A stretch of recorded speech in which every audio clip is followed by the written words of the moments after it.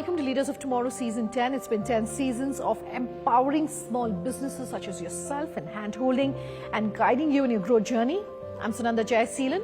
Two very special conversations tonight. First up, we're talking about, is India and the Indian workplace really inclusive? That conversation with NCPEDP. Also, I'm talking about the social sector, I'm talking about giving back, I'm talking about philanthropy and CSR, all of that in conversation with Dasra, as we're of course in the middle of the festive season here in the country.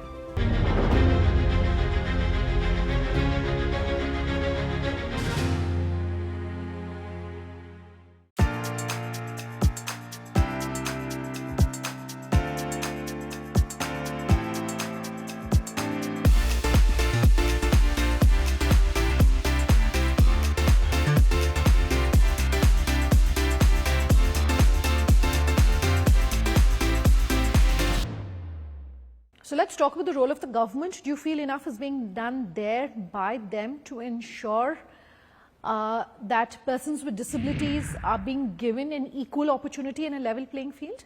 I think we have come a long way when it comes to persons with disabilities and government.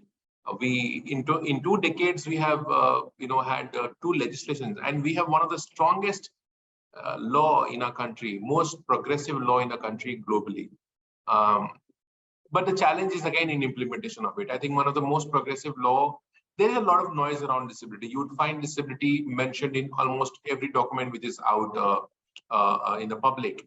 But the challenge remains with awareness. People with disabilities, they themselves don't understand the what rights do they have, what the government is doing. So there's lack of awareness, communication. There's a need to create an ecosystem where disability is a priority for everyone. That doesn't happen. And so we still have this charity and a welfare approach to disability. It's not part of the development yet. So I think that's what is need to be done. We have to ensure education for people with disability, employment, accessibility. These are 3 non-negotiables. And India is a country under construction. Anything that we are doing at the moment should not be, anything, products, services, infrastructure, technology, anything that we can talk about, we should reach to every person in this country, whether disabled or not disabled, to the last person in the last village, and must be kept in mind when we are designing anything here. I think that is what I need, and more so in the private sector. There's a lot that is happening, and I think the private sector is making long strides towards taking the country to the next level. I think disabled people can be a major part of that. Let's talk about the Paralympics and para-athletes and, really your view on that. You mean to say the para sports? Yes, para-athletes. So I think that's nice. I think India in general, have done very well. We are number 4 or 5 in this Commonwealth Games. And disabled people, disabled athletes have made a lot of orbit. This is a welcome move. It does bring in a lot of recognition for people with disabilities, changes certain perspectives of people, how you look at disabled people and disability in general. But on the hindsight, it also creates a stereotype. So now not every person with disability can be a para-athlete because due to various issues, like it is for any other any other person in any other thing that one is doing. But this is nice. I think people with disabilities are able to perform at the international level. Have been recognized by the Honorable Prime Minister. I think this is changing a lot of perspective around disability, yes. But we have to be conscious about a lot that is need to be done. How can we promote participation of people with disability into sports, recreation, culture, and so on? The Rights for Persons with Disabilities Act, Arman, that's it's been about 5 years since it came into effect. Just wanted to get your thoughts on perhaps, whether enough has been done as far as operationalizing it, and just your views on that. Yeah, 5 years of the Disability Act. I think we have been hit by the 2 years for the pandemic. As I mentioned earlier, the Rights of Persons with Disability Act is one of the most progressive legislation on disability across the world. And the need of its implementation at the state, district, and the panchayat level is extremely important, and we are running late. I think the focus has to be that none of policies that exist in our country, whether it is to do education, business, procurement, or health, or to do with employment, accessibility, various industries like telecom, aviation, and the health, for that matter, a lot of it is private. How it ensures that their products and services are made accessible. None of our public places, whether it is private or public, I think housing for that matter, and how housings that has been developed, the real estates, are kept in mind the need of people with disability in terms of accessibility. It only adds value. It doesn't take away anything from them. I think the focus is need to be that if we want to be the #1 country in the world, if we want to be the leaders, we cannot leave behind the 100 million people with disability in India. That's a minimum, I would say. The numbers can be more, and instead of paying them a pension of 500 rupees per month, imagine the kind of money they can contribute if they come and join in economic development of this country. For our viewers who may not be aware about the work that NCPEDP does, just perhaps elaborate on the work that you do. I would love for you to talk to our viewers about your own journey and why you felt it was crucial to start working in the area of disability. So I don't know about me. I am from Assam, Guwahati, and I'm born and brought up there. And prior to working with NCPEDP, I used to work in a non-profit organization based out of Guwahati. I am a person with disability myself. I use a wheelchair for my mobility. A disability right activist, and right now I'm heading NCPEDP as the executive director. We run India's largest network on disability, that is National Disability Network, and we have been able to we have been instrumental in taking the movement of inclusion of persons with disability in India from last 25 years. And now we are planning to do a blueprint for the next 25 years to come. All right, Arman, such a pleasure as always chatting with you. Thanks for your time. Thank you so much, Sunanda. Very kind of you. I'll slip into a short break. On the other side, we're talking all things philanthropy, CSR and giving back for entrepreneurs such as yourself. I'm in conversation with two very special women. That's coming up in just a moment. Do stay tuned.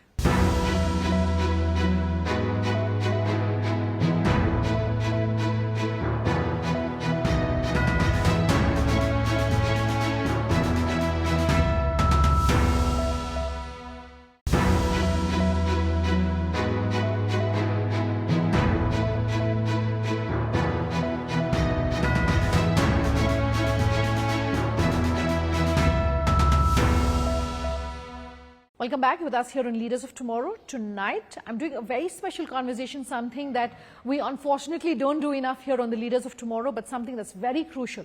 Talking about giving back, talking about philanthropy and CSR.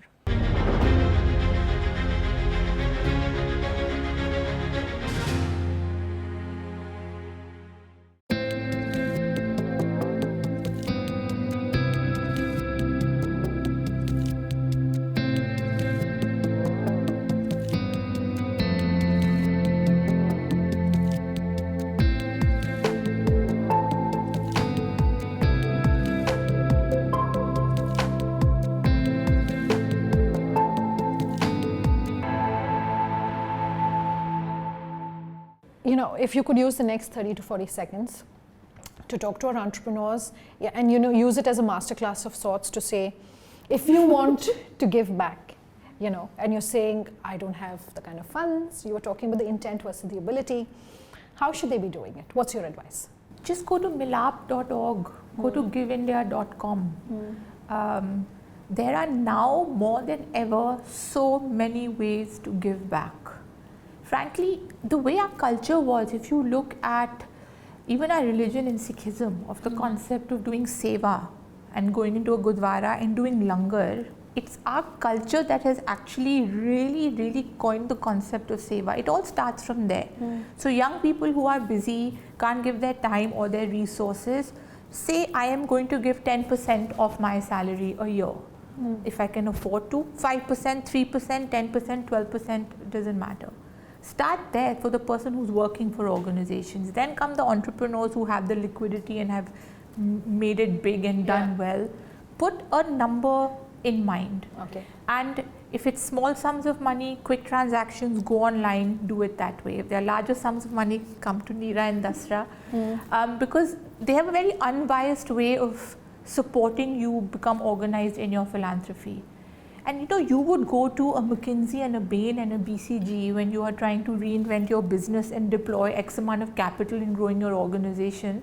Dasra and a few other organizations are the McKinsey and the BCG of the social sector and the philanthropy sector. So just be organized about it. There are lots of routes that you can take. Sure. You want to add to that? I agree. I mean, my advice is do something. I think that we all wait for the perfect moment or think there's not enough money, but it's really our own mindset and our own sort of barriers to overcome. And it's like giving is a muscle. So as you practice giving and engaging in it, you'll start to strengthen it. It'll get easier and you'll do more is one part.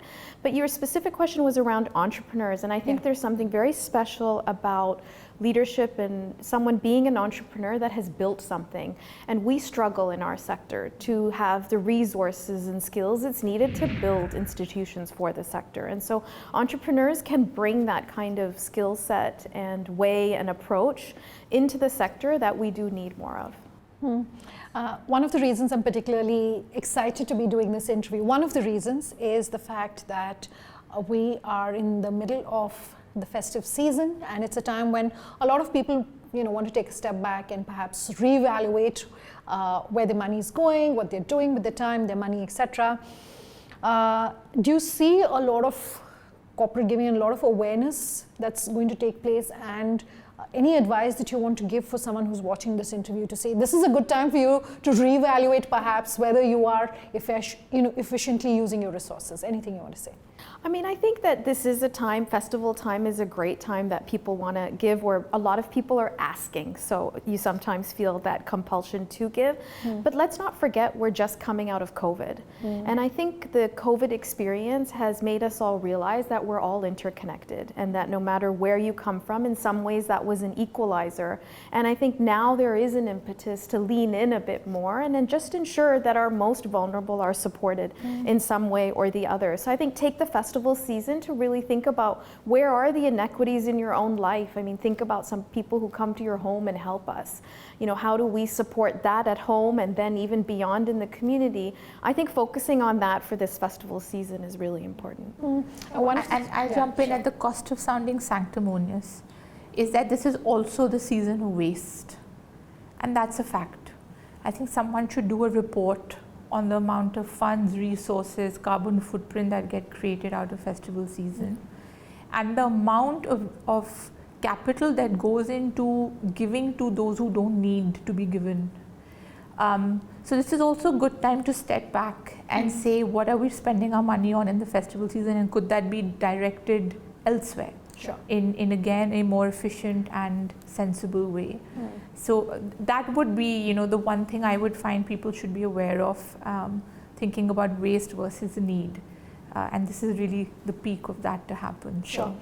Tara, I would love for you to perhaps take a leaf out of your own experience and really talk to our entrepreneurs that if you are a leader and you are passionate about a specific area of giving back, let's say whether it's to the education space, whether it's to sanitation, healthcare, whatever it is, it doesn't just become something that is top down, but it becomes a part of your core company philosophy and strategy perhaps. How do you do that? How do you ensure it's not just a mandate, but it's something that you're actually doing? Look, like most things, there is always one person who has to feel strongly about something and has to start the movement. And that's philanthropy is a very personal journey. By default, people start their philanthropy journey because they've had an experience or a moment, or their life has changed, or something has happened that has made them aware of a need. And that's the same with entrepreneurs as well. A lot of them ideate comes from a need that they have experienced personally. So it always starts there. It does start with one person's vision of a cause that matters to them. And you're not going to always be able to convince everybody that to feel as strongly about that cause. But you have to find a way to educate and include as much of your organization in understanding why that cause is important to you. And then expect that even if 50% of them feel like it's part of their day-to-day life, that's enough. You're never going to get buy-in from a whole organization. And because philanthropy at the end of the day is emotional to some extent, you cannot approach it as the same as a human capital policy or a ERP policy. But you have to communicate why this is important and get them involved and bring experts in to explain why that area is important. But even if 50% believe in what you do, I think that's enough to start a movement. Fantastic. Neera, we talk very often here on the Leaders of Tomorrow about hiring as a very crucial strategy for entrepreneurs, and I do want to talk about hiring when it comes to the social sector as well. Do you feel that the social sector in India is attracting enough young people who are bringing in different ideas, are able to offer perhaps those kind of competitive salaries that a corporate job would offer, or anything that you would want to tell us through this interview about how you wish perhaps that things might change? So I've seen a phenomenal change in the last 23 years that I've been part of Dasra and seeing the kind of talent that moves through the sector. I think young people want to engage and make a difference. I don't think we're competitive yet quite on the salary side.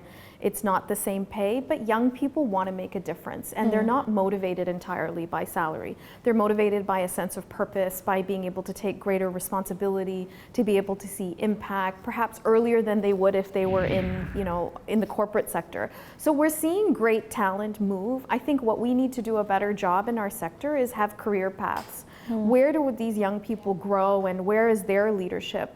A lot of organizations in our sector are founder driven.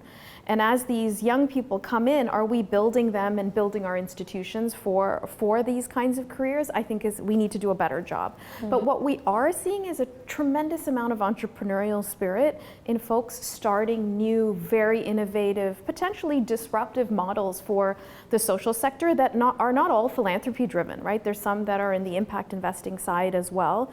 So a lot more people coming out of business school. I mean, when I graduated from Harvard Business School, there were one or two of us that went into the nonprofit sector. You're seeing far more individuals willing to enter into the sector, and I think it comes deeply from this generation and the sense of purpose.